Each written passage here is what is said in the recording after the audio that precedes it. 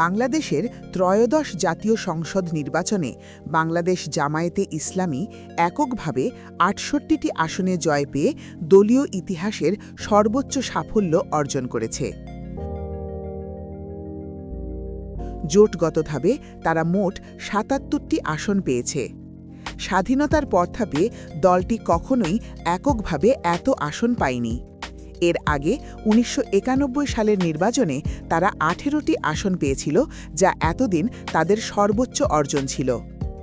এবারের নির্বাচনে দলটি প্রথমবারের মতো রাজধানী ঢাকা থেকে আসন পেতে সক্ষম হয়েছে। ঢাকার ১৫টি আসনের মধ্যে ৫টিতে জয় পায় জামায়াত।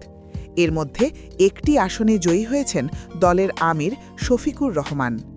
নির্বাচনে বাংলাদেশ আওয়ামী লীগ অংশ না নেওয়ায় কিছু আসনে জামায়াত সুবিধা পেয়েছে বলে রাজনৈতিক বিশ্লেষকদের অনেকে মনে করেন। মুক্তিযুদ্ধের সময় দলটির শীর্ষ নেতাদের বিরুদ্ধে পাকিস্তানি বাহিনীর সহযোগী হিসেবে নানা অপরাধে জড়িত থাকার অভিযোগ দীর্ঘদিন ধরে রাজনৈতিক বিতর্কের বিষয়। সেই ইতিহাসকে সঙ্গে নিয়েই এবার তারা সংসদে প্রধান বিরোধী দলের আসনে বসতে যাচ্ছে। নির্বাচনী প্রচার শুরু থেকেই জামায়াত নেতারা ক্ষমতায় যাওয়ার আশাবাদ ব্যক্ত করেন।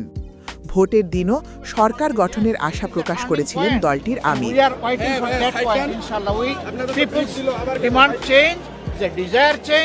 We also desire the change. Alhamdulillah, it is a emerging matter for me because I have given my vote after 3 consecutive votes where I was been deprived. Not me only, all the people of Bangladesh, and that time I was in the prison.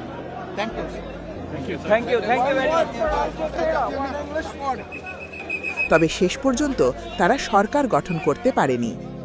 স্বাধীনতার পর ১৯৭২ সালের সংবিধানে রাজনৈতিক উদ্দেশ্যে ধর্মের অপব্যবহার নিষিদ্ধ করা হলে জামায়াতে ইসলামীর সাংগঠনিক কার্যক্রম বন্ধ হয়ে যায়। পরবর্তীতে ১৯৭৬ সালের ৩ মে তৎকালীন রাষ্ট্রপতি এএসএম সায়েম একটি অধ্যাদেশের মাধ্যমে ধর্মভিত্তিক রাজনীতির ওপর নিষেধাজ্ঞা তুলে নেন।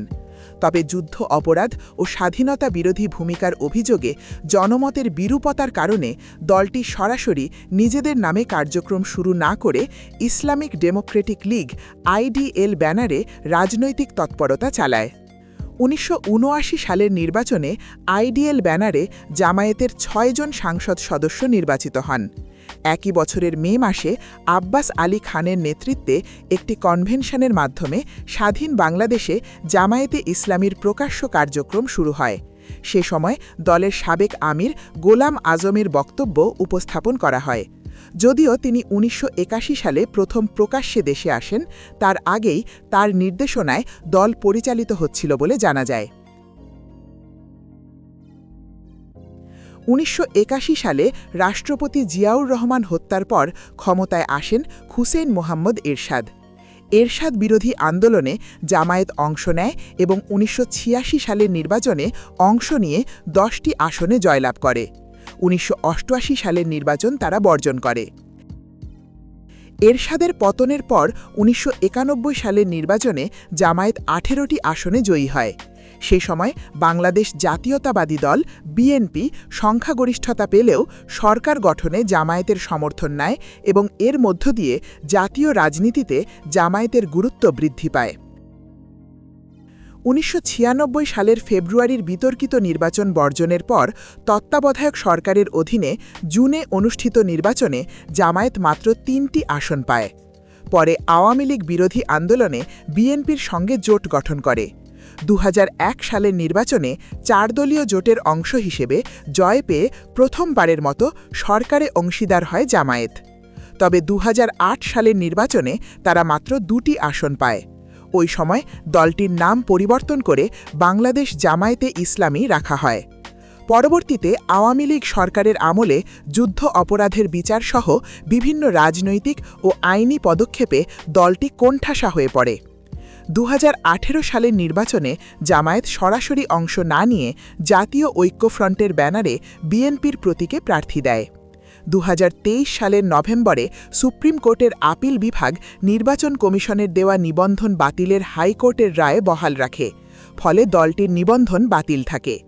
পরবর্তীতে 2024 সালের আগস্টে শেখ হাসিনা সরকারের পতনের পর অন্তর্বর্তী সরকার দায়িত্ব গ্রহণ করলে আদালতের নির্দেশে জামায়াতে ইসলামী পুনরায় নিবন্ধন ফিরে পায়।